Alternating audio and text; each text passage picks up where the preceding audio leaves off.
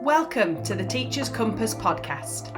I'm your host, Louise Schwartz, a former teacher turned life coach, and I'm here to offer guidance, direction and practical support for teachers and teaching assistants who are feeling overwhelmed or questioning their place in education.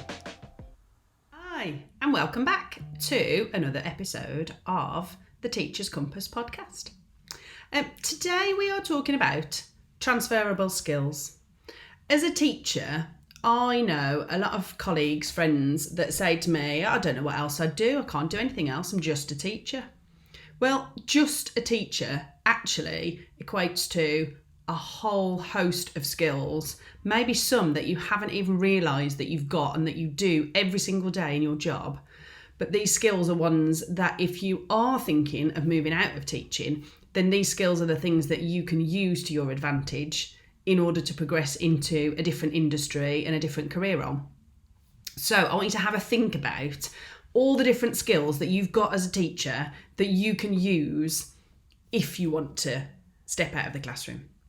Now, this list is not exhaustive. This is just the things that I could think of that you possess and you could use moving forward if you choose to. So here are my list. I've written them down so I don't forget them. But my first thing is communication. The very obvious thing as a teacher is that you are amazing at communicating. You can speak to people clearly, concisely. You can explain things. You can think of lots and lots of different ways to explain the same thing. We do this naturally in the classroom. You think about a subject that you're teaching. I don't know, let's pick maths. I was never very good at teaching maths, to be honest with you. I would always stick to music every day of the week. But if you're teaching maths and say you're looking at division, you don't just teach the children one way to do division. You teach them a couple of different ways, a couple of different methods, so that they can use the best one for them. So think about those communication skills that you're using in order to explain those different methods and to have it so clear for the children that they understand exactly what you're talking about. So your communication skills, I would say, are probably the biggest skill that you've got as a teacher that is needed in so many different job roles.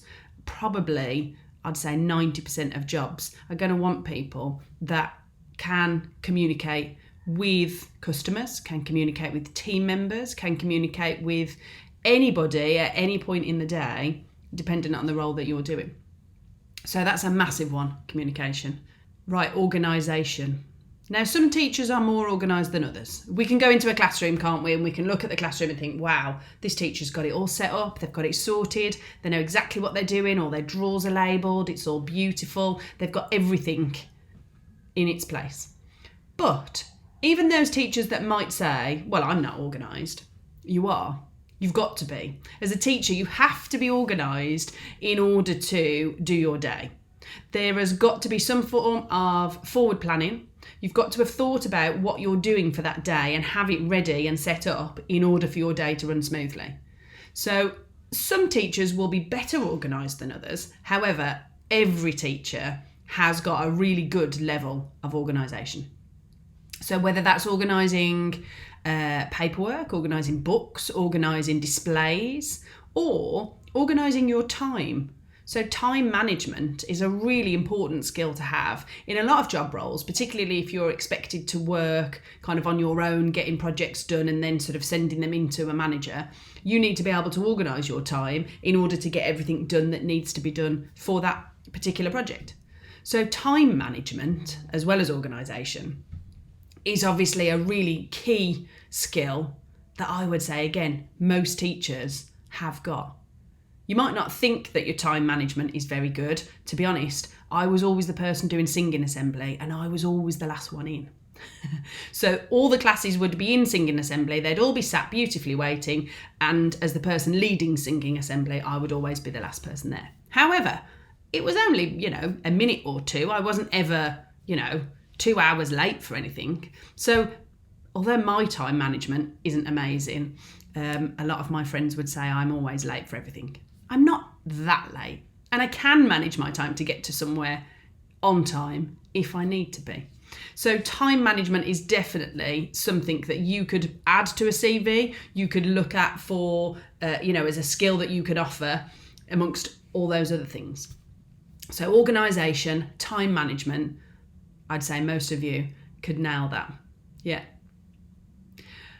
Problem solving. What about problem solving?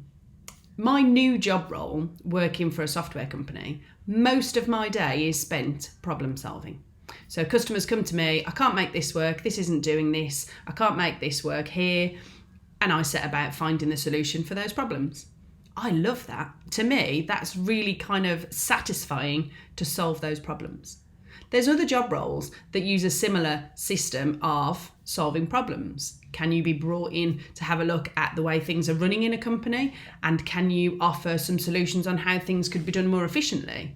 I would say a lot of teachers are very efficient and could look at the systems and processes within a company and kind of tweak them so that they are more efficient. Yeah, definitely. So problem solving is a huge part of what we do every day, not just problem solving things that occur in the classroom, but think about on the playground, friendship issues, again, that communication skill coming back in as well, discussing things with people if there's been problems that arise that you don't ever expect to. So as a music teacher, I quite often would go into school and they'd go, oh, you can't teach in that room today, but you're teaching in there instead. Okay, so then you set about the solution of moving instruments, moving equipment, things that need to be changed. So those skills of problem solving also kind of spill into adaptability as well, don't they? Being able to just think off the cuff, oh, crikey, I haven't got the resources for that lesson, or the IT's failed, what are we going to do instead? So having the ability to just switch and quickly think of a different solution, that instead of going with whatever it was that you'd got planned, actually we're going to do this instead. So being able to adapt and solve problems as they arise is definitely a key skill that most teachers, again, I would say, do on a daily basis. If you've ever led a team as part of your teaching role, whether that's Key Stage Lead or Subject Lead or SLT, those team skills and leadership skills can be very valuable in lots of different industries. I was a subject leader, but I was leading on my own, so I just led myself. But there are lots of teachers that work with teams. I used to have a team, actually, thinking about it. We had Peri teachers that would come into school and teach different instruments and teach different subject content for music, different classroom lessons. And those Peri teachers had to have their timetables organised. We had to have the right children going into the classrooms to have those lessons with those Peri teachers with the right equipment. And so all of that was the leadership role that you would expect from a subject leader. But think about all the other things that you lead and that you work with in teams. If you're a sports coordinator, do you organise external sporting events? Do you do matches with different schools? Do you then organise the transport? Do you communicate with those other schools on timings and days and venues? All of those communication skills with other people outside of your school, they all fall into that leadership and team management, working with other teachers. Now, something a lot of teachers have got much better at since COVID is technology. So I think when COVID first hit and we were told, right, you're going to be working from home and doing Zoom lessons or lessons on Teams, a lot of teachers sort of thought, oh gosh, how on earth am I going to do that? But we kind of fumbled our way through, didn't we? I ended up setting up a YouTube channel and doing live singing assemblies during COVID. That was something I didn't have a clue about until I was put in that position and had to kind of force myself to learn. But those technology skills have then led us into other really valuable skills in terms of technology that you could offer to companies. I'm doing a podcast. Who knew how to create a podcast? But it's something that I've learned how to do over time because of skills that I've picked up through teaching. Editing music tracks is something that I used to do within my job role. It's the same thing when you're editing a podcast. You're just still editing an audio track. So there's lots of different things that you probably do within a daily role within school that you then think, actually, yeah, so if I can, work social media, is that something that I could offer as a side hustle? Could I work with companies to create content for their social media? There's loads of different things. Honestly, there's so many different job roles out there that teachers are amazing at because of these skills that you've got, that you've picked up from the classroom. Think about simple skills in terms of technology. Do you create a PowerPoint every day for your lessons? Do you create slideshows of images? Do you put together things for a newsletter? All of those creative roles in terms of technology, they're all really valuable skills and highly sought after in the current climate of, online social media things. What about project management? That is something that you naturally do in a classroom. You manage the children that are in there. You manage the other adults that are in there. You set about creating a journey through some of the lessons that you're doing over time. Those projects that you're creating, ultimately your lesson plans for that half term, and you're seeing them through. Right, you're adapting them as you're going along. How do we get to the end of the project and hit our end goal? What do we need to do in order to get there? And sometimes that changes, doesn't it? So your lesson, say lesson 2 might not quite go to plan. So then lesson 3 needs to take a little bit of a detour. All of those things that you naturally know how to do, you might not realise, but are very transferable into other industries and other career roles. Just wanted to talk a little bit about emotional intelligence as well. As teachers, you are not only a teacher, but you're also a counsellor. You're a confidant for some of the children that you teach. You are the person that helps them emotionally to get through each day, to get through each week. You're a support for them. You are there when they need you, and you know what to do in order to help those children be the best person that they can possibly be growing up.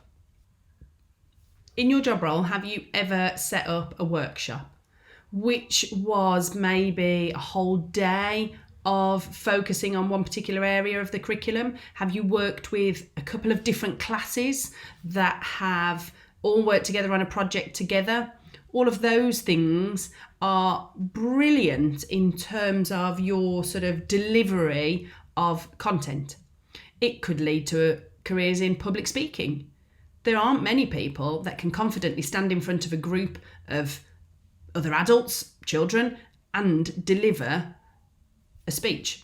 As a teacher, I'd say probably most teachers could do that. Have you ever stood in assembly and delivered your assembly maybe either on your own or as a class group with your children?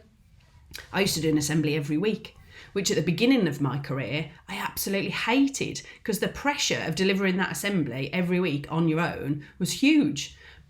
But you get a few years down the line and actually it gets easier and easier. I could quite happily stand up in front of 500 children in the hall, deliver a singing assembly and not think anything of it. Those skills that we've trained to do as a teacher, some people working in corporate careers haven't got those skills because they've never been put in that position where they've had to learn.